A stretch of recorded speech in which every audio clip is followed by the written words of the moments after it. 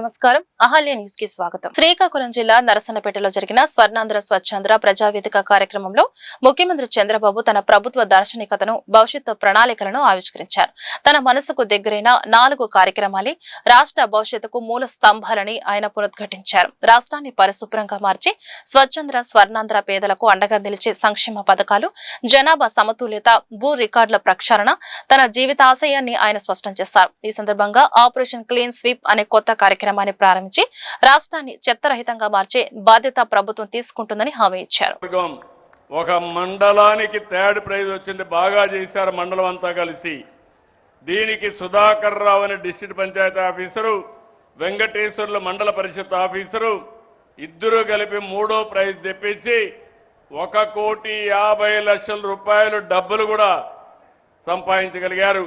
వారిని కూడా మనస్ఫూర్తిగా అభినందిస్తున్నాను. మా ఊరు, నేను ఎప్పుడూ సంక్రాంతికి వెళ్తా ఉంటాం.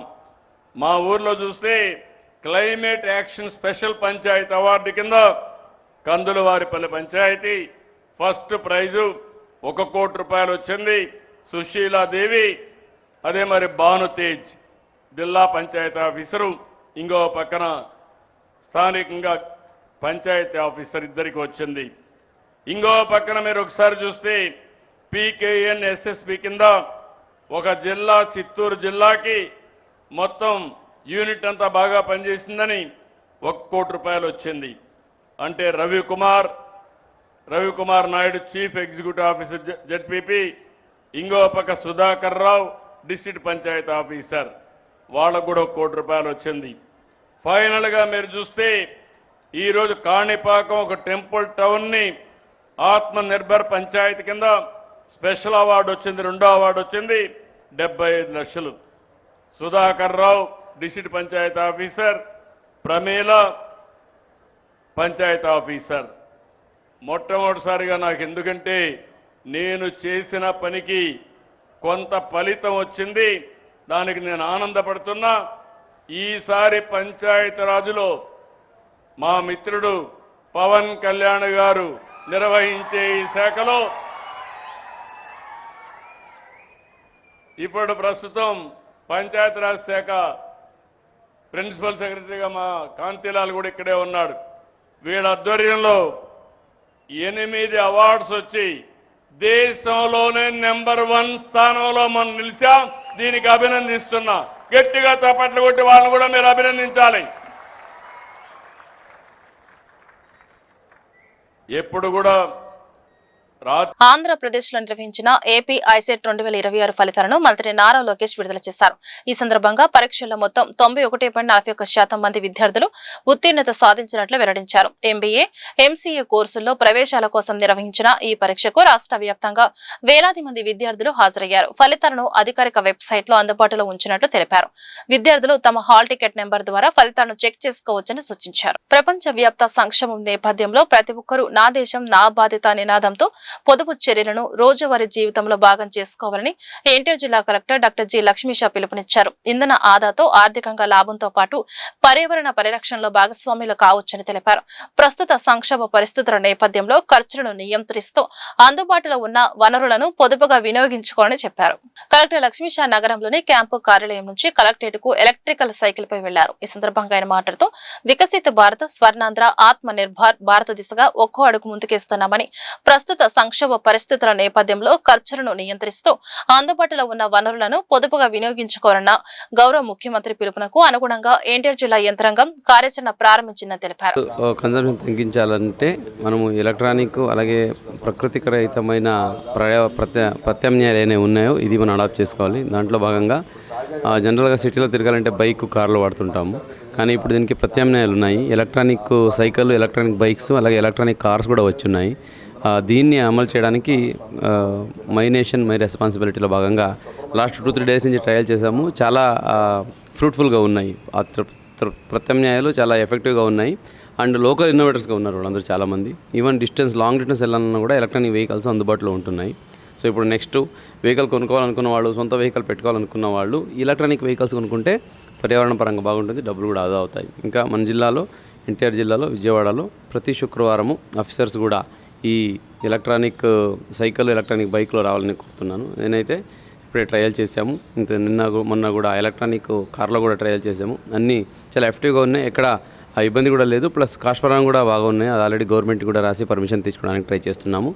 ఈ సైకిల్ అయితే ఎలక్ట్రానిక్ సైకిల్ని మన కలెక్టరేట్కి ఒక 3 కొనుక్కుంటున్నాం ఇప్పుడు. సో ప్రతి శుక్రవారం అలాగే లోకల్ ఇన్స్పెక్షన్స్ అయితే ఉంటాయి విత్ ఇన్ సిటీ, దానికి ఎలక్ట్రానిక్ సైకిల్ని తిరగడానికి ట్రై చేస్తాం. దీని ద్వారా ఒక మిగతా వాళ్ళు కూడా ఎగ్జాంపుల్ అవుతుంది. అలాగే సిటీ లోపల మెయిన్లీ యూత్స్ అలాగే చిన్న చిన్న పనికి వెళ్ళేవాళ్ళు కంపల్సరీగా మీరు బైక్ లేదా వేరే electronic diesel bike petrol bike కన్నా ఈ ఎలక్ట్రానిక్ సైకిల్ కొనుక్కోండి. దీని ద్వారా డబ్బులు అది అవుతాయి, మీకు ఫ్యూల్ ఖర్చు ఉండదు, ప్లస్ పర్యావరణం కూడా కాపాడిన వాళ్ళు అవుతాము. ఇది చాలా ఎఫెక్టివ్గా ఉంది. మన పిల్లలు ఇక్కడ విజయవాడ వాళ్ళు ఇది ఇన్నోవేట్ చేస్తారు. ఆ కాస్ట్ కూడా కన్సిడరబుల్గా ఉంటుంది. కాబట్టి అందరూ దయచేసి దీన్ని అడాప్ట్ చేయండి. దీని గురించి అత్యంత మళ్ళీ ఇన్ఫర్మేషన్ ఏదైనా కావాలంటే కలెక్టరేట్ కానీ లేదా మన దగ్గర కమాండ్ కంట్రోల్ రూమ్ కానీ మీరు సంప్రదించండి. ఆ స్టార్టప్తో టైఅప్ చేస్తాము. సో వాళ్ళు కూడా ప్రమోట్ చేసి డప్పు కేవలం వాయిద్యం మాత్రమే కాదని అది దళితుల ఆత్మ గౌరవానికి ప్రతీక అని బీజేపీ ఏపీ అధ్యక్షుడు పివిఎన్ మాధవ్ అన్నారు. చదవండి, సమీకరించండి, పోరాడండి అనే అంబేద్కర్ సందేశాన్ని యువత గుర్తుంచుకోవాలని పిలుపునిచ్చారు. డప్పు కళాకారుల సంక్షేమం కోసం బీజేపీ కట్టుబడి పనిచేస్తుందని, వారి జీవితాల వెలుగును నింపేందుకు చర్యలు తీసుకుంటామని అన్నారు. బీజేపీ రాష్ట్ర కార్యాలయంలో నిర్వహించిన మీడియా సమావేశంలో ఆయన మాట్లాడుతూ డప్పు కేవలం వాయిద్యం మాత్రమే కాదని అది దళితుల ఆత్మ గౌరవానికి ప్రతీక అని అన్నారు. డప్పు ద్వారా ఆధ్యాత్మిక, సంగీత, సామాజిక చైతన్య కార్యక్రమాలు జరుగుతాయని తెలిపారు. జీవితాంతం డప్పు వాయిద్యానికి అంకితమైన కళాకారులు ఉన్నారని గుర్తు చేశారు. సమాజాన్ని మేల్కొలిపే ఈ డప్పును ముందుగా ఒక దళిత కళాకారుడు మోగిస్తాడని, అనంతరం ఇతర వాయిద్యాలు ప్రారంభమవుతాయని చెప్పారు. దళితుల ఆత్మగౌరవ గుండె చప్పుడు పేరు మీదట రాష్ట్రంలో ఎవరూ చేయని విధంగా ఎవరైతే డప్పు కళాకారులు ఉన్నారో రాష్ట్ర వ్యాప్తంగా ప్రతి జిల్లాకి ఒక సంక్షేమ సమితి ఉంది. వాళ్ళ ఆధ్వర్యంలో అనాదిగా ఆది కాలం నుంచి ఏ సంగీత వాయిద్యం లేని సమయంలో వచ్చిన సంగీత వాయిద్యం డప్పు. డప్పు మానవ వికాసంలో అత్యంత ప్రముఖమైన పాత్ర పోషిస్తుంది. డప్పు ద్వారానే నాగరికత వికసించింది అనడానికి సందేహం లేదు. అందుకే మన దేవాలయ వ్యవస్థలో కూడా డప్పుని చేర్చడం జరిగింది. మన యొక్క గ్రామంలో చాటింపులు, దండోరా ఇవన్నీ కూడా డప్పు ద్వారానే జరుగుతాయి. ఆ విధంగా సంగీత వాయిద్యాల్లో ప్రథమ వాయిద్యం డప్పు. ఆ డప్పు ద్వారా వాళ్ళ యొక్క జీవితం కేవలం దానికే అంకితం చేసి అన్ని దేవతలకి అత్యంత ప్రీతికరమైనది డప్పు. స్వామివారి యొక్క తొలి మేల్కొల్పు కూడా డప్పుతో జరుగుతుంది. దాని తర్వాత మిగతా వాయిద్యాలు వాయిస్తారు. మనం చూసే విచిత్రం ఏంటంటే ఆ డప్పు వాయించేవాడు ఒక దళితుడు. ఇది కేవలం మన ప్రాంతంగా దేశవ్యాప్తంగా అన్ని చోట్ల కూడా మేల్కొల్పు చేసే డప్పు ఒక దళితుడు చేస్తాడు, అంటే స్వామివారిని మేల్కొల్పు చేశాడు. ఆ విధంగా స్వామివారిని స్వాగతం పలికే మిగతా వాయిద్యాలు సన్నాయి కానీ, డోలు కానీ, హార్మోని కానీ ఇవేవైతే తర్వాత వాయిస్తారో అవన్నీ కూడా నాయి బ్రాహ్మణ్స్, అంటే మన యొక్క బీసీ వర్గాల వాళ్ళు దాన్ని ఆ విధంగా వాళ్ళని స్వామివారికి సంబంధించిన నీరాజనం, నాద నీరాజనం అందిస్తారు. వీటి యొక్క ప్రాసెస్ కూడా మన యొక్క పురాణ ఇతిహాసాల్లో కూడా అంతే పెద్దగా ఉంది. కనుక వీటన్నిటికి సంబంధించిన అంశాలు ఏవైతే వాడు ముందుకు తీసుకెళ్లే ప్రయత్నం చేస్తుంది భారతీయ జనతా పార్టీ. మా పార్టీ సంబంధించిన ఎస్సీ మోర్చా ఆధ్వర్యంలో శ్రీ పనతాల సురేష్ గారు ప్రధాని ముఖ్యమంత్రి సూచనలతో Krishna milk union chairman Chalasani Anjaneyulu ఇంధన పొదుపు చర్యలు చేపట్టారు. పాడి రైతులతో కలిసి సైకిల్ యాత్ర చేశారు.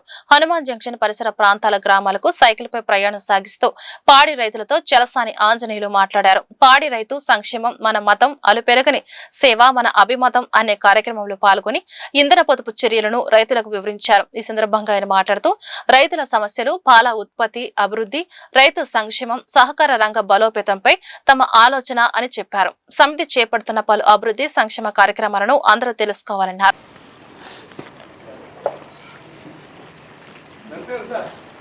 అందరూ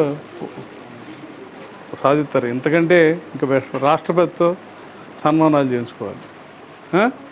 గోల్ అదే ఉండాలి. ఏ దేంట్లో ఉన్నా ఏది సెలెక్ట్ అయినా ఒక అచీవ్మెంట్ లైఫ్లో గోల్ ఉండాలి. రైట్. ఇక ఎవరికైనా ఏదైనా మీ అందరికి బాగా చదువుకుంటే మీకు ఎవరికి ఏ ఇబ్బంది వచ్చినా సరే మా యూనియన్ అడుగుతుంటుంది.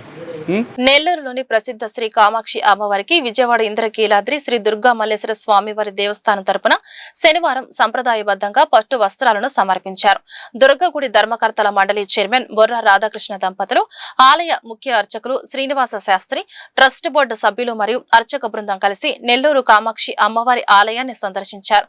ఇంద్రకీలాద్రి శ్రీ దుర్గా మల్లేశ్వర స్వామివార్ల తరపున నెల్లూరు అమ్మవారికి పట్టు వస్త్రాలు, పసుపు కుంకుమలు, ప్రసాదాలను వారు ఆలయ అధికారులకు అందజేశారు.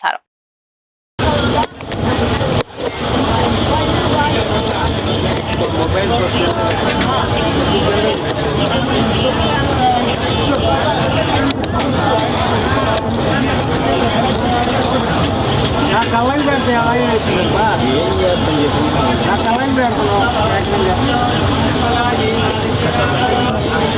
జిల్లాలోని విభిన్న ప్రతిభావంతులకు ₹1 విలువైన బ్యాటరీ ట్రై సైకిళ్లను పంపిణీ చేశారు. కేంద్ర మంత్రి పెమ్మసాని చంద్రశేఖర్ ముఖ్య అతిథిగా హాజరై దివ్యాంగులకు అందజేశారు. ఈ సందర్భంగా పెమ్మసాని మాట్లాడుతూ శరీరానికి పరిమితులు ఉంటాయేమో గాని సంకల్పానికి ఉండవు. కూటమి ప్రభుత్వం ఆధ్వర్యంలో ఉచిత బస్సు, పెన్షన్ల పంపిణీ, ప్రోత్సాహకాలు అందించడం జరుగుతుంది. విభిన్న ప్రతిభావంతులు కూడా ఈ వచ్చిన అవకాశాన్ని ఉపయోగించుకుని జీవితంలో ఎదగడంపై దృష్టి సారించాలని సూచించారు. విభిన్న ప్రతిభావంతులు ఎందరో తమ ప్రతిభను ప్రపంచానికి చాటి చెప్పారు.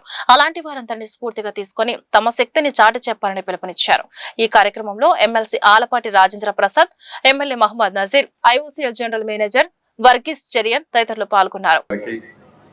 IOCL general manager Shri Varghese Cherian గారికి, AP LIDCAP chairman Shri Delhi Manikyarao గారికి, అలింకో జాయింట్ మేనేజర్ శ్రీ చందన్ కుమార్ చంద్ గారికి, గాదా వెంకటేశ్వరరావు గారికి, వరప్రసాద్ గారికి, వెంకటేష్ యాదవ్ గారికి, అశుతోష్ శ్రీవాత్సవ్ గారికి, అదేవిధంగా విధి విసిరిన సవాళ్లను, సమాజం వేసిన ప్రశ్నలకు సమాధానంగా ధైర్యంగా ముందుకు వెళుతున్నటువంటి మా విభిన్న ప్రతిభావంతులందరికీ కూడా నా హృదయపూర్వక అభినందన తెలుపుతా ఉన్నాను. శరీరానికి పరిమితులు ఉన్నా కూడా సంకల్పానికి పరిమితులు అనేవి ఉండవు. మీలోని ప్రతిభను ముందుకు తీసుకువెళ్తూ మీకు అడ్డంకులు ఉండకూడదని చెప్పి, మీ ప్రయాణం ఇతరులపై ఆధారపడకుండా ఉండాలని చెప్పి ఈరోజు ముగ్గురు కూర్చొని చేసిన కార్యక్రమమే ఈరోజు కార్యక్రమం.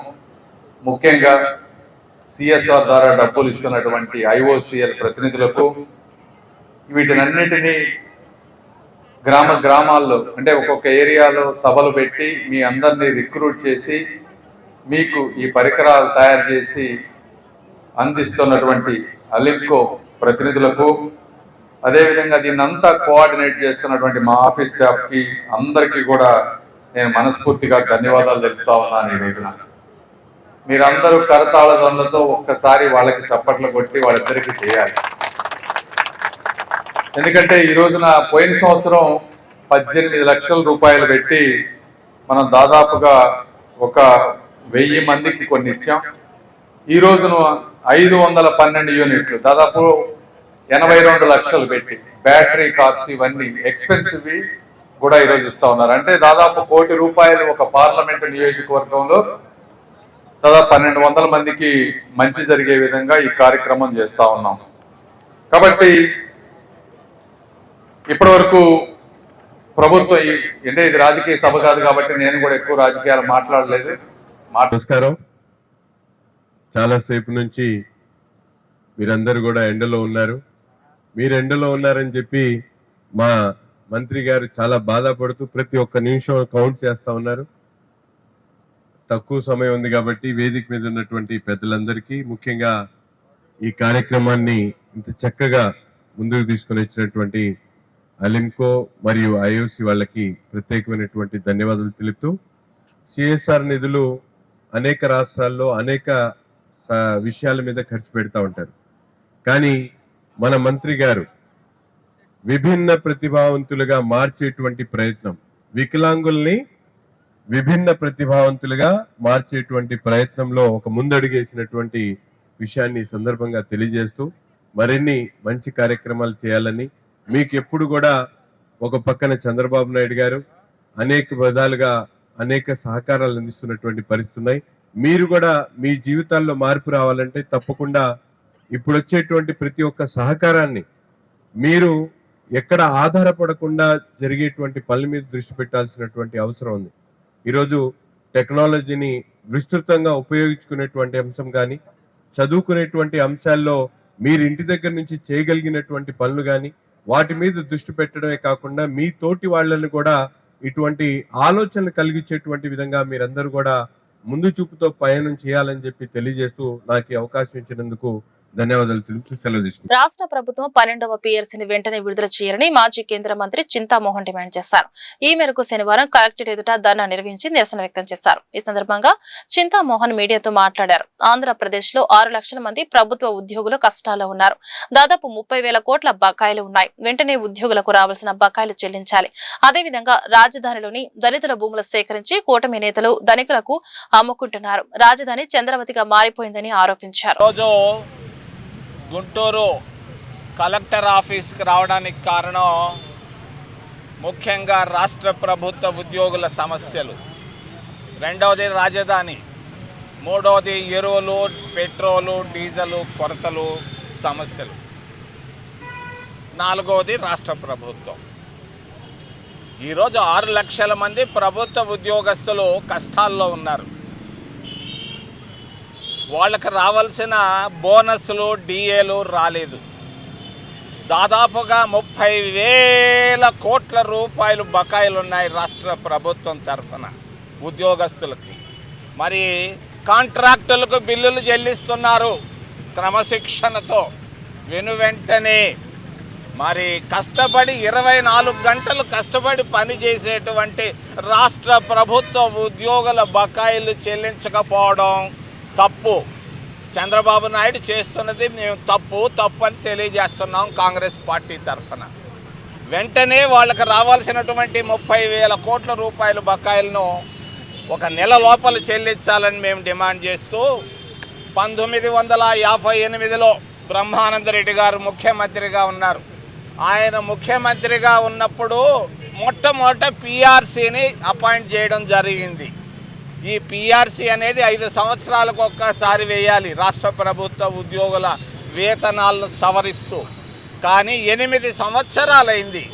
8 సంవత్సరాలైనా ఈ రోజుకి PRC వేయకపోవడం రాష్ట్ర ప్రభుత్వాలు, క్రితంలో ఉన్నటువంటి జగన్ ప్రభుత్వం, ఈ రోజు ఉన్నటువంటి చంద్రబాబు నాయుడు ప్రభుత్వాలని నేను ఖండిస్తున్నా.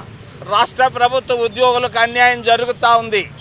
3 రూపాయలు వడ్డీకి అప్పులు తెచ్చి బిడ్డలను చదివిస్తున్నారు. ఇళ్ల వాడుకలు పెరిగిపోయినాయి, ధరలు పెరిగిపోయినాయి, పెట్రోల్ ధరలు పెరిగిపోయినాయి, బియ్యం ధరలు పెరిగిపోయినాయి, నూనె ధరలు పెరిగిపోయి అన్ని ధరలు పెరిగిపోయి అప్పుల్లో పడిపోయి ఉన్నారు. పక్కనే ఉన్నటువంటి రాష్ట్రంలో నిన్ననే విజయ్ డిఏ ప్రకటించాడు. నిన్ననే కొత్తగా వచ్చినటువంటి ముఖ్యమంత్రి డిఏని ప్రకటించాడు. ఓ చంద్రబాబు నాయుడు, 18 సంవత్సరాలుగా నువ్వు ముఖ్యమంత్రిగా ఉండి వాళ్ళకి 4 డిఏలు ఎందుకు పెండింగ్ పెట్టావు? ఎవరిచ్చారు నీకు హక్కు? ఇది తప్పని తెలియజేస్తూ వెంటనే వాళ్ళకి రావాల్సిన 4 డిఏలు, 30,000 కోట్ల రూపాయలు బకాయిలు, 12వ PRCని రాబోయే కొద్ది వారాల్లో ప్రకటించాలని నేను డిమాండ్ చేస్తూ, రెండో విషయం రాజధానిలో భూములన్నీ దళితులు అనుభవించేదంతా మరి పెద్దవాళ్ళు. ఆధునిక వైద్యం అందిస్తున్న ప్రయోజనాలపై Yashoda hospitals, hitech city unit consulting, lung transplant, robotic, minimally invasive, thoracic surgeon Manjunath Bale నేతృత్వంలో గుంటూరులో ప్రత్యేక అవగాహన సదస్సును నిర్వహించారు. ఈ సరికొత్త చికిత్స విధానాలపై ప్రజల్లో స్పష్టమైన భరోసా కల్పించారు. శ్వాసకోశ చికిత్సల్లో సాంకేతిక సంచలనం, ప్రాణదాతక ఆధునిక వైద్యం మారుతోందని చెప్పారు. పెద్ద కోతలు, నొప్పులు లేని అత్యాధునిక రోబోటిక్ వ్యాట్స్ సర్జరీలతో మెరుగైన ఫలితాలు లభిస్తున్నాయని తెలిపారు. రోజుల వ్యవధిలోని పూర్తి స్థాయిలో బాధితులు కోలుకుని సాధారణ జీవితంలోకి అడుగు పెడుతున్నారని చెప్పారు. క్యాన్సర్, క్షయ, ఫంగల్ ఇన్ఫెక్షన్స్ సహా ప్రాణాంతక సమస్యలకు నూతన విధానాలతో శాశ్వత పరిష్కారం చూపవచ్చునని చెప్పారు. ఇప్పుడు సడన్ గా మీరు చూస్తారు, యంగ్ మీరు ఎవరితో తెలిసి వాళ్ళు ఉంటారు, అబ్బాయి ఉంటారు, యంగ్ అబ్బాయి ఉంటారు, సడన్ గా వెంటిలేటర్ మీద వెళ్ళిపోయారు అంటారు. 2 వీక్స్ బాగానే ఉన్నారు, తిరుగుతున్నారు, ఇప్పుడు సడన్ గా వెంటిలేటర్ మీద పోయారు, వైరల్ ఇన్ఫెక్షన్ అయింది అంటారు. వైరల్ ఆర్ బ్యాక్టీరియల్ ఇన్ఫెక్షన్ అయ్యి ARDS, acute respiratory distress syndrome అనే ఒక కండిషన్ వస్తుంది. ఆ కండిషన్ వస్తే అప్పుడు ఆ పేషెంట్ కి ఫస్ట్ వెంటిలేటర్ పెడతాం. వెంటిలేటర్ కూడా రికవర్ అవ్వలేదంటే ఎక్మోని పెడతాం. ఎక్మో పెట్టి 4 weeks వరకు. ఎక్మో అంటే ఇది ఒక వెంటిలేటర్ కింద ఎక్కువ, అంటే ఇప్పుడు వెంటిలేటర్ ఎప్పుడు పెట్టాము, లంగ్స్ కి గాలి వెళ్ళలేదు అంటే, గాలి వెళ్ళిన తర్వాత కూడా అది హెల్ప్ అవ్వట్లేదు అంటే ఎక్మో పెడతాం. ఆ ఎక్మో పెట్టిన తర్వాత 4 weeks వెయిట్ చేసుకుని రికవరీకి హెల్ప్ చేస్తాం. ఎక్మో అంటే లంగ్ ఫంక్షన్ చేస్తుంది, అది గాలి ఎక్స్చేంజ్ చేస్తుంది, కార్బన్ డైఆక్సైడ్ బయట తీస్తుంది, ఆక్సిజన్ పెడుతుంది, అన్ని పని ఎక్మో మషిన్ చేస్తుంది. ఇప్పుడు కిడ్నీకి ఎలా డయాలసిస్ ఉంది కదా, లంగ్ కి ఎక్కువ ఉంటుంది. ఇది 4 weeks మనం పెట్టి 4 weeks తర్వాత లంగ్ రికవర్ అవ్వలేదు అంటే అప్పుడు ARDS లో కూడా సర్జరీ ఆప్షన్ ఉంటుంది, ట్రాన్స్ప్లాంట్. సో ఇది చాలా ఇంపార్టెంట్. లంగ్స్ కి ఎంత సంబంధించి ఎంత ప్రాబ్లమ్స్ ఉంటే కూడా మనకు రకరకాల ట్రీట్మెంట్స్ ఆప్షన్స్ ఉన్నాయి. అడ్వాన్స్డ్ అన్ని టెక్నాలజీ టెక్నిక్స్ అన్ని ఉన్నాయి మన దగ్గర. ఫర్ ఎగ్జాంపుల్ ఇప్పుడు లంగ్ కి కామన్ గా వచ్చే కండిషన్స్ అంటే మీకు అందరికి తెలుసు, క్షయరోగ, టీబీ ఎంత కామన్ అంటే ఇప్పుడు కూడా మన కంట్రీలో ఇంకా పెరుగుతూనే ఉంటాయి, తగ్గలేదు. అంటే government is planning to eradicate TB, but ఇప్పటి వరకు ఆ గోల్ ఇంకా మనము వీఆర్ నాట్ అచీవ్. సో ఇంకా చాలా టైం పడుతుంది అన్ని అవడానికి. ఈ మధ్యలో టీబీ రిలేటెడ్ ఏమేమి ప్రాబ్లమ్స్ ఉంటాయి కదా, అన్ని ప్రాబ్లమ్స్ కి ఒక ఎండ్ గోల్ వస్తుంది. కొన్ని పేషెంట్స్ కి బూజ్ వస్తుంది లంగ్ లో టీబీ అయిన తర్వాత, కొన్ని పేషెంట్స్ కి మొత్తం లంగే డ్యామేజ్ అయిపోతుంది. ఇప్పుడు లాస్ట్ వీక్ ఒక అమ్మాయి చేశాను, 20 years అమ్మాయి, ఒక లంగ్ లేదు ఇప్పుడు అమ్మాయికి, ఎందుకంటే ఆ లంగ్ మొత్తం డ్యామేజ్ అయింది. ఆ లంగ్ తీసేసి మళ్ళీ మనము వేరే లంగ్ బాగుందని వదిలేసాము. ఇలాగే ఇప్పుడు 2 లంగ్ డ్యామేజ్ అయితే ఏం చేయాలి, అప్పుడు ట్రాన్స్ప్లాంట్ చేయాలి. సో ఇది ఒకటి చాలా కామన్ కండిషన్ మన కంట్రీలో. టీబీ తర్వాత 2 లంగ్స్ డ్యామేజ్ అయ్యి పేషెంట్స్ వస్తారు. ఇంకా ఇప్పుడు మన వెయిటింగ్ లో ఒక పేషెంట్ ఉంది, 35 year old అమ్మాయికి 2 పిల్లలు ఉన్నారు. ఇప్పుడు 2 years నుంచి ఏం చేయగలిపోతున్నారు, ఇంట్లో వంట కూడా చేయడానికి ఇబ్బంది అవుతుంది, అంత డిఫికల్టీ ఉంది. ఎందుకంటే 2 లంగ్స్ డ్యామేజ్ అయిపోయినాయి టీబీ తోటి, మందులు మంచిగా వాడలేదు, టీబీ మొత్తం. ఈ వార్త ఇంతటితో సమాప్తం. నమస్కారం.